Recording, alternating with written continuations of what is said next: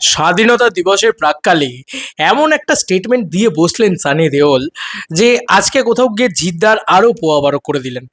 মানে বাটওয়ারা 1947 দুর্দান্ত ট্রেলার হয়েছে, আমার দুর্দান্ত লেগেছে। আমি যদি আওয়ারাপন 2 এর কথা বলি, তারও একটা বেসিক নিজের লেভেলে হাইপ রয়েছে। এই দুটো হিন্দি ছবির কোনো মার্কেট হাইপ তৈরি করতে পারবে না যদি এরকম ধরনের জিনিসপত্র করতে থাকে। দেখো, আওয়ারাপন 2 এর কিন্তু শো সেভাবে ডিস্ট্রিবিউট হচ্ছে না, আমি যতদূর যা দেখতে পেলাম। এটা কিন্তু সত্যি কথা, এটা কিন্তু আমি বানিয়ে বলছি না, তুমি খোঁজ খবর নিয়ে দেখো। আমি তখনও তোমাদেরকে বলেছিলাম, যবে থেকে কেউ বলে বিপ্লবী কেউ বলে ডাকাতের জিদ্দা মাচাতে বলা শুরু করেছিল, তবে থেকে আমি বলেছিলাম যে এই ছবিটা সব থেকে বৃহৎ জিদ্দার রিলিজ হতে যাচ্ছে, সব থেকে ম্যাসিভ শোজ প্লাস হলস পাবে, এবং একমাত্র বাংলা ছবি যেটা এই টাইমটা মানে আসছে, তো যে কারণে প্রচুর পরিমাণে শোজ কিন্তু কেবল বিপ্লবী কেবল ডাকাতকে দিতে চলেছে। পিভিআর আইনক্স ডিস্ট্রিবিউশন চেন, বন্ধুরা পিভিআর আইনক্সে খুব ভালো প্রাইম টাইম শো পাবে। আমি জানি না মর্নিং শো কত ভালো পাবে, বাট প্রাইম টাইম শোগুলো কিন্তু পিভিআর আইনক্সে ব্যাপকভাবে পেতে চলেছে। এটা প্রথম, মানে মাল্টিপ্লেক্স চেনে জিদ্দার ভালো রকম হোল্ড দেখতে পাবে তোমরা।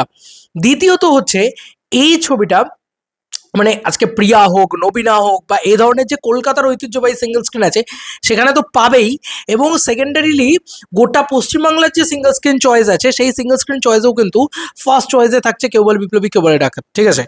এছাড়াও এসভিএফ সিনেমাস, এসএসআর সিনেমাস, এই সমস্ত জায়গাতে কিন্তু কেউ বলে বিপ্লবী কেউ বলে ডাকাত কিন্তু ভালো রকম শো পেতে চলেছে, এসভিএফ স্পেশালি। তো এরকম একটা পরিস্থিতিতে দাঁড়িয়ে আজকে বাটোয়ারা 1947 এমন একটা স্টেটমেন্ট রেখে দিল, এই মানে পাকিস্তান আমার মাসি এ ধরনের কথা বলে ফেললেন।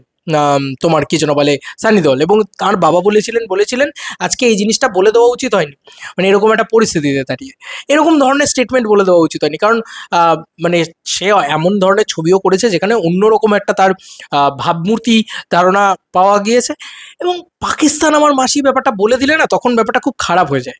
কারণ দেখো, পাকিস্তানে প্রচুর ভালো মানুষ আছে, বলতে পারতেন যে সেইভাবে ইঙ্গিত করে যে পাকিস্তানে প্রচুর ভালো মানুষ আছে, তাদেরকে আমি রেসপেক্ট করি, তাদেরকে আমি ভালোবাসি। এটা এক ধরনের স্টেটমেন্ট। পাকিস্তান আমার মাসি ফট করে বললে তুমি মানে জঙ্গিদেরকেও আহ্বান জানিয়ে ফেলছো, তাই না?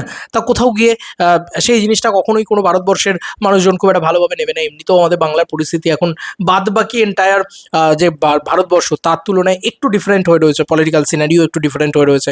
তো সেখানে দাঁড়িয়ে এরকম একটা স্বাধীনতার প্রাক্কালে, স্বাধীনতা দিবসের প্রাক্কালে আর কি, সরি, স্বাধীনতা দিবসের প্রাক্কালে এরকম ধরনের স্টেটমেন্ট কোথাও গিয়ে একটা ডেট্রিমেন্টাল হবে বলেই আমার মনে হয়। তো যে কারণে ওই ছবিটা গেল মানে তার একটা প্রবলেমেটিক সিচুয়েশন বা প্রবলেমেটিক ডায়লগের জন্য গেল, বা একটা ভুলভাল প্রমোশনাল স্টেটমেন্টের জন্য গেল। আমির খানকে নিয়ে এমনিই লোকে বয়কট বয়কট বয়কট বয়কট বলতেই থাকে। আজকে শাহরুখ খান এই কথাটা বললে তো বোধহয় বয়কট গ্যাং সামনে দাঁড়িয়ে পড়তো একদম এসে। যাই হোক, এইগুলোর কারণে আমার মনে হয় কোথাও গিয়ে, এবং আওয়ারাপান এরও যে প্রচুর হাইপ আছে, প্রচুর আছে, এরকম নয়। তো এরকম একটা পরিস্থিতিতে দাঁড়িয়ে জিদ্দা কিন্তু একটা লম্বা উইন্ডো পাচ্ছে ভাই 14 তারিখে।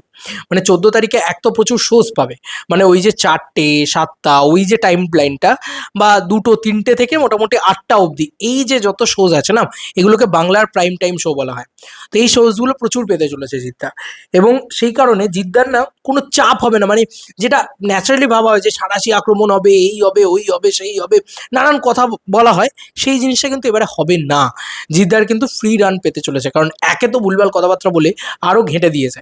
তো সেক্ষেত্রে তোমার জিদ্দার যে কেউ বলে বিপ্লবী কেউ বলে ডাকাত, এই ছবিটা আরও বেটারভাবে চলার জায়গা রয়েছে, এটা তো কোথাও গিয়ে বলাই চলে।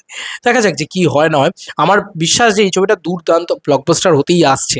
মানে আমার তো মন সেরকমই দিকে ইঙ্গিত দিচ্ছে, কারণ প্রচুর মানুষের একটা এক্সপেকটেশনস তৈরি হয়ে গেছে, প্রচুর ভিএমএস এর ইন্টারেস্ট পড়ছে। বুক মাই শোটা খুললে, মানে যখন অ্যাডভান্সটা খুলবে তখনই বোঝা যাবে যে মানুষের ক্রেজ কীরকম এই ছবিটাকে কেন্দ্র করে।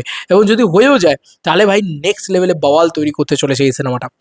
এবং তুমি দেখো, টক্সিক আসার আগে অবধি কিন্তু এই ছবিটা একটা ফ্রি রান পাচ্ছে, দুর্দান্ত ব্যবসা করার জায়গা পাচ্ছে। এবং তার পরবর্তীতে টক্সিক যদি একবার ডাউনগ্রেড খায়, মানে যেটা চান্স মানে 200% আর কি বলা চলে, মানে টক্সিকের এখানে খুব একটা ভালো বিজনেস হওয়ার চান্স কিন্তু খুব কম। মানে প্রথম 2-3 দিনে একটা হাইপ থাকলো, তারপরে যদি ডাউনগ্রেড খায় তাহলে ভাই পুরো লম্বা উইন্ডো পেতে থাকবে জিদ্দা। তুমি ভাবতে পারছো, মানে টক্সিক যদি সরে যায় কোনোভাবে, যে ছবি ভালো হলো না, ইয়ে হলো, সেটার চান্স অনেক বেশি, তাহলে জিদ্দা কত দিনের উইন্ডো পেতে চলেছে? 14ই আগস্ট থেকে একেবারে 16ই অক্টোবর অবধি 2 মাসের একটা ফাঁকা উইন্ডো পেতে চলেছে। সো কল্ড কোনো বড় বাংলা ছবি নেই সামনে। এবং কোনো বড় হিন্দি ছবিও যে আর তার পরবর্তীতে আছে তা নয়। তাই ফুল উইন্ডো পাবে, ফুল সেপ্টেম্বর মাস, ফুল অক্টোবর মাসের 50%, এবং দুর্গাপুজোর প্রাককাল, তারপরে তোমার মহালয়ার সময় মানুষ শপিং করতে বেরোয়, সবটাতে কিন্তু কেবল বিপ্লবী কেবল ডাকাত থাকবে। সেক্ষেত্রে হিউজ একটা হিউমাঙ্গাস বক্স অফিস কালেকশনে কিন্তু চান্স অনেক অনেক অনেক হাই হয়ে যাচ্ছে। এছাড়াও যেহেতু সিঙ্গেল স্ক্রিনগুলো অনেক বেশি করে শো দেবে ভাবছে, এবং সেখানে যদি তাদের বেনিফিট আরও বেশি করে হয়, তাহলে কিন্তু জমে যাবে কাকা, জমে যাবে। আমি এটুকু বলে দিলাম। মানে এবার কিন্তু জিদ্দা পুরো সিংহের মতন ফিরছে, সত্যি পুরো উৎপাত হাঁটিয়ে দেবে একদম, সিরিয়াসলি বলছি। নেক্সট লেভেলের নতুন রেকর্ড গড়তে চলেছে হয়তো মেবি জিদ্দা।